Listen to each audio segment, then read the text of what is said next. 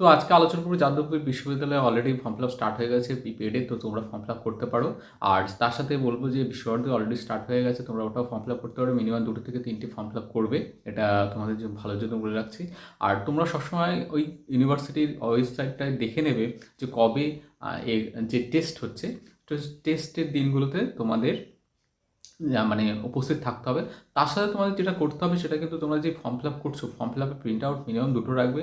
আর তোমাদের যে সার্টিফিকেটগুলো আছে ওর সাথে জেরক্স করে কিন্তু প্রত্যেকটা কলেজে কিন্তু প্রত্যেকবার দিয়ে আসতে হয়। অনেকে কিন্তু লাস্ট বছর যে ভুলটা করেছিল, অনেকে কিন্তু সেই কলেজে সাবমিট করেনি। তারা ভেবেছিল যে আমি পরীক্ষার দিন গিয়ে করবো, না এইভাবে কিন্তু হবে না, তাহলে কিন্তু তোমাদের ফর্মটা ক্যান্সেল হয়ে যাবে। তো তোমরা নোটিশটা ভালো করে দেখে নেবে যে কী নোটিশ দিয়েছে, কী করা উচিত, ঠিক আছে?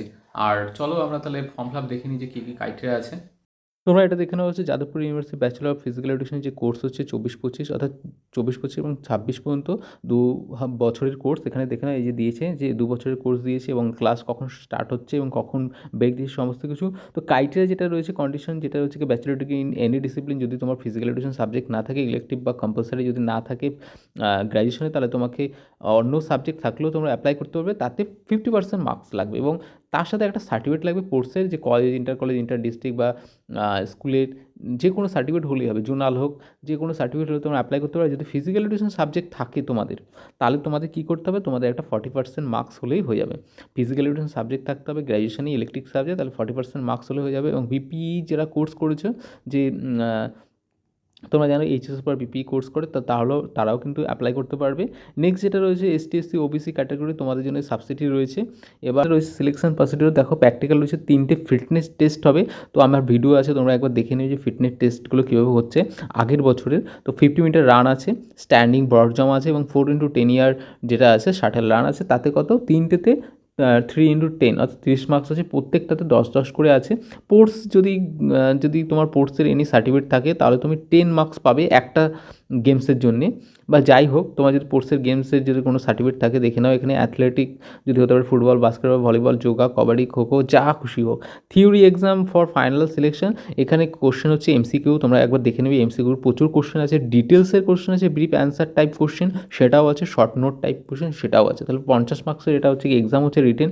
অ্যাকাডেমিক স্কোর যেটা হচ্ছে কি 5 মার্কস ফর সেকেন্ডারি অর্থাৎ মাধ্যমিকের জন্য 5 মার্কস রয়েছে এবং এইচএসের জন্য হচ্ছে 5 মার্কস রয়েছে। টোটাল হচ্ছে 10 মার্কস, ফুল মার্কস হচ্ছে 100। আর কি বলেছে, all eligible applicant will be required to appear at admission test. তোমাকে যেতেই হবে এবং তোমাকে প্র্যাকটিক্যাল এবং রিটেন টেস্ট দিতে হবে। List of the candidate call for appearing in the admission test. তোমরা আবার দেখে নেবে যে একটা কিন্তু ওরা একটা নোটিশ জারি করে যে এই ছেলেমেয়েরা এখানে কিন্তু এলিজিবল হয়েছে টেস্ট দেওয়ার জন্য। তো সেটা কবে দিচ্ছে সেটা দেখা যাচ্ছে। দেখো টেস্ট উইল বি পাবলিশ দিয়েছে 19/6/24, 19 তারিখে এটা হচ্ছে 6।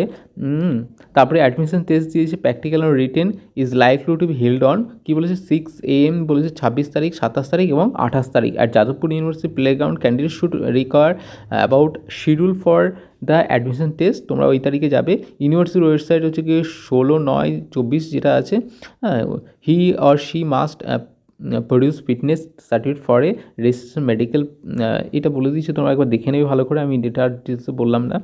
No separate call card will be send individual candidate. তাহলে তোমাদের কিন্তু ওই যে পার্সোনালি কাউকে কিন্তু ইনভাইট করবে না যে তোমাকে আসতে হবে এই দিন, এরকম না। তোমরা ওই মেরিট লিস্ট দেখে নেবে। The merit list as well as admission instruction for the provisionally selected candidate will be publish কত তারিখ হচ্ছে, তাহলে 8/7/2024, যেটা হচ্ছে আফটার 4 PM। তাহলে তোমাদের যে টেস্ট হয়ে যাচ্ছে সেটা তোমাদের আবার ওয়েবসাইটে পাবলিশ করে দেবে। তারপরে কিন্তু তোমাদের কী করা হবে, যে অ্যাডমিশনের জন্য তোমাদের কলেজে ডাকাতে হবে। তাহলে all applicant must be submit print out online application form along with the print out of money receipt. তোমাদের বলে দিয়েছে এটা কবের মধ্যে করতে হবে। আর অ্যাড্রেস যেটা দিয়ে দিয়েছে দেখো, এই যে কী বলেছে, যে বিল্ডিং বলেছে যে গ্রাউন্ড ফ্লোর যাদবপুর ইউনিভার্সিটি, যেটা কলকাতা, এই যে 7,32,000 অন অর বিফোর জুন 13 তারিখের আগে কিন্তু অন আদার কী বলেছে, otherwise their candidate will be cancel.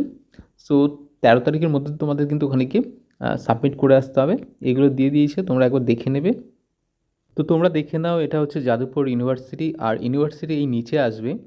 তো নিচে এসে এখানে তোমরা খুঁজবে যে কোথায় বিপিএডে ফর্ম ফিল আপ হচ্ছে।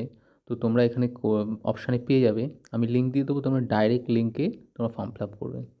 তোমরা দেখে নাও এখানে যে বিপিএড আছে, বিপিএডে তোমরা ক্লিক করবে, এই যে অপশানটা রয়েছে এখানে বিপিএডে ক্লিক করে দেবে। বিপিএডটা তোমরা দেখে নাও, এই যে 2024-25 বিপিএড আছে।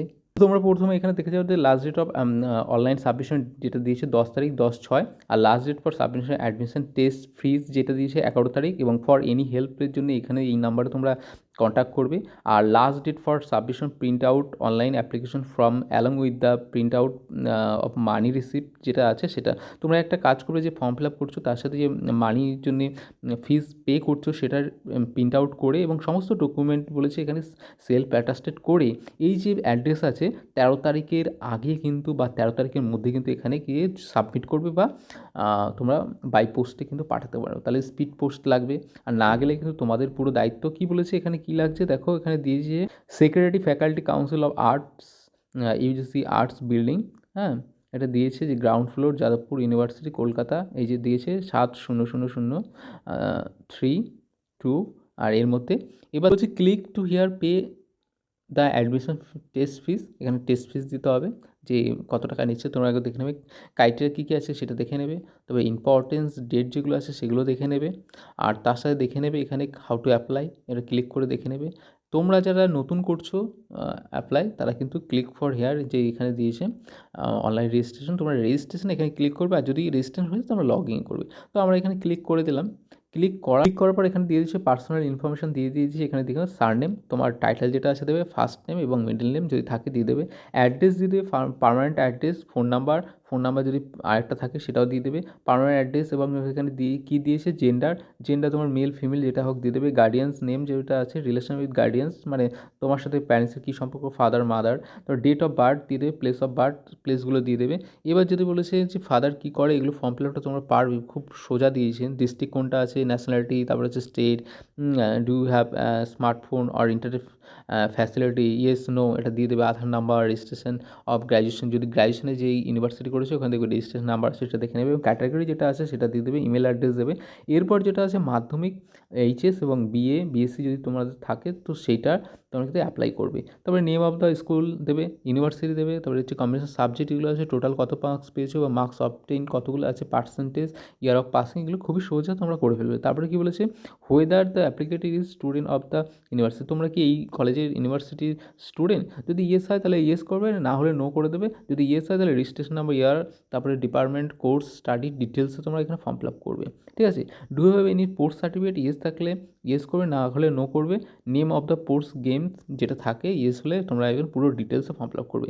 Academic course being pursued at this time, the result of which has not yet been declare, তোমার কি রেজাল্ট পাবলিশ হয়ে গেছে, ডিক্লেয়ার হয়ে গেছে, যদি হয় তাহলে ইয়েস করবে, না হলে নো করবে। আর যদি না হয় তাহলে তোমরা এখানে পুরো ডিটেলস দেবে, যে ইনস্টিটিউট নেম দেবে, ইউনিভার্সিটির নেম দেবে, নেম অফ দ্য কোর্স দেবে, year, whether, appear, due to appear, এটা হ্যাঁ, কখন হবে, এক্সপেক্টেড টাইম সেটা দিয়ে করবে, ঠিক আছে। অনেকে হয়তো ফর্ম ফিল আপ করতে চাইছে কিন্তু এখন রেজাল্ট বেরোয়নি, তবুও তোমরা ফর্ম ফিল আপ করতে পারবে, এটা অপশান রয়েছে। Whether the applicant is employ, যদি তুমি কোনো জবটাও করে থাকো তাহলে তুমি ইয়েস করবে, না হলে নো করে দেবে। আর এখানে টিক মার্ক দেবে, আর এখানটা টিক মার্ক দেবে, তারপর সেভ অ্যান্ড প্রসিডিউর করে দেবে, ব্যাস হয়ে গেল।